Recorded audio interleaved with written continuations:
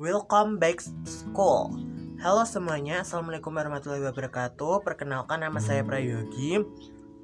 Saya di sini akan menyampaikan pembelajaran yang menarik untuk kalian semua. Silahkan ditonton ya.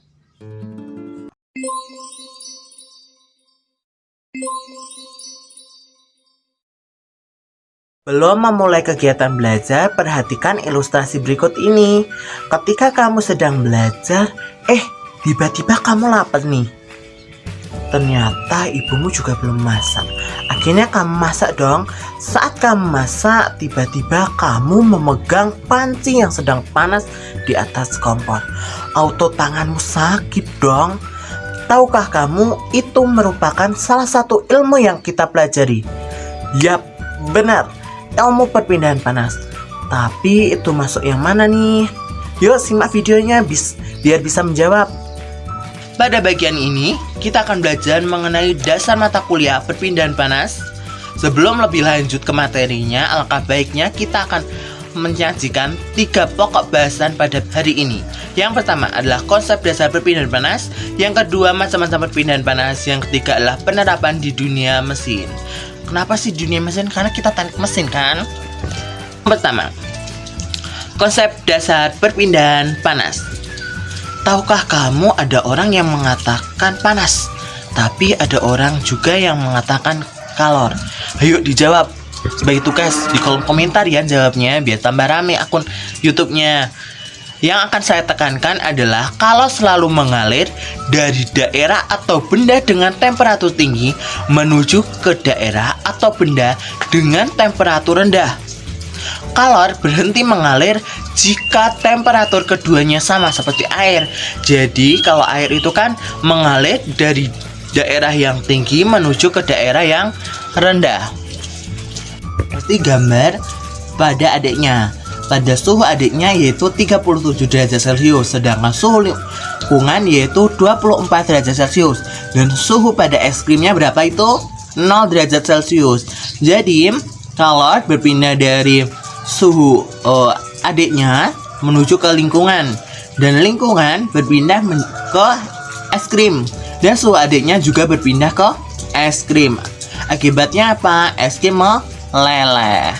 Sehingga dapat disimpulkan bahwa perpindahan panas adalah ilmu yang mempelajari perpindahan energi karena perbedaan temperatur di antara benda atau material. Nah, selanjutnya adalah macam-macam perpindahan panas. Dibagi menjadi 3 nih, yaitu konduksi, konveksi, dan radiasi. Yang pertama adalah konduksi. Konduksi adalah kalor yang mengalir melalui kontak langsung, atau konduksi adalah perpindahan kalor melalui zat penghantar tanpa disertai perpindahan bagian zat-zat itu. Seperti gambar di samping.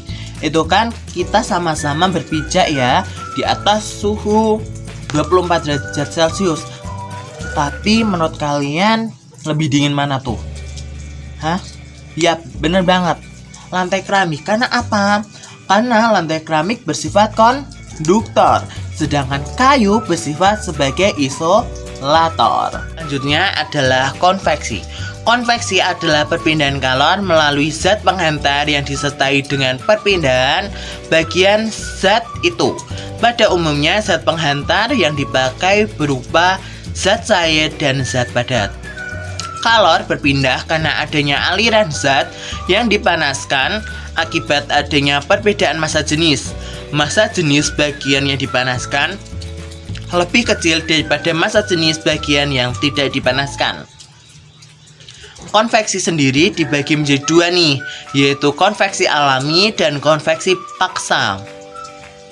Konveksi alami adalah metode perpindahan panas di mana cara alami mempengaruhi gerakan fluida, tidak ada pengaruh dari fakta eksternal.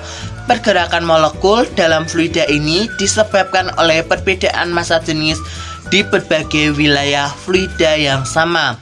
Massa jenis fluida berkurang saat dipanaskan, sebaliknya. Yang selanjutnya adalah konveksi paksa. Konveksi paksa adalah metode perpindahan panas di mana sarana eksternal mempengaruhi gerakan fluida. Di sana sumber eksternal seperti pemompaan, kipas, alat hisap, dan lain-lain berguna untuk menghasilkan gerakan fluida. Metode ini sangat berharga karena dapat mentransfer panas secara efisien dari benda yang dipanaskan. Mekanisme konveksi paksa memiliki mekanisme yang sangat rumit daripada secara alami. Sebab dalam metode ini kita harus mengatur dua faktor nih, yaitu gerakan fluida dan konduksi panas. Selanjutnya adalah radiasi. Radiasi adalah perpindahan panas tanpa zat perantara. Pancaran kalor hanya terjadi dalam gas atau ruang hampa. Misalnya, penghantar panas matahari ke bumi melalui ruang hampa udara. Alat yang digunakan untuk mengetahui adanya pancaran kalor yang dinamakan termoskop. Termoskop diferensial dipakai untuk menyelidiki sifat pancaran berbagai permukaan. Pada bagian yang terakhir adalah penerapan di dunia mesin. Sebenarnya sangat banyak penerapannya, tapi saya mengambil satu sampel yaitu cairan radiator. Cairan radiator digunakan pada kendaraan untuk mendinginkan mesin. Cairan ini berfungsi untuk menyerap panas dari mesin dan melepaskan panas ke udara. Dengan cara seperti ini, maka mesin kendaraan tidak terlampau panas. Cairan radiator disirkulasikan melewati mesin yang mengalami pembakaran dan sesampainya di bagian radiator, cairan tersebut mengalami pendinginan oleh aliran udara dari depan mobil. Bahan utama cairan radiator adalah air. Kenapa air? Karena air adalah zat cair yang memiliki kalor jenis besar. Dengan kalor jenis besar, maka walaupun kalor yang diserap oleh air dari mesin cukup besar, kenaikan suhu air tidak terlampau tinggi. Nah, kan udah jelasin panjang lebar nih. Sebagai tugas, silahkan membuat esai mengenai salah satu pemanfaatan perpindahan panas di dunia teknik mesin ya. Cukup sekian, saya akhiri. Wassalamualaikum warahmatullahi wabarakatuh. Sampai jumpa lagi.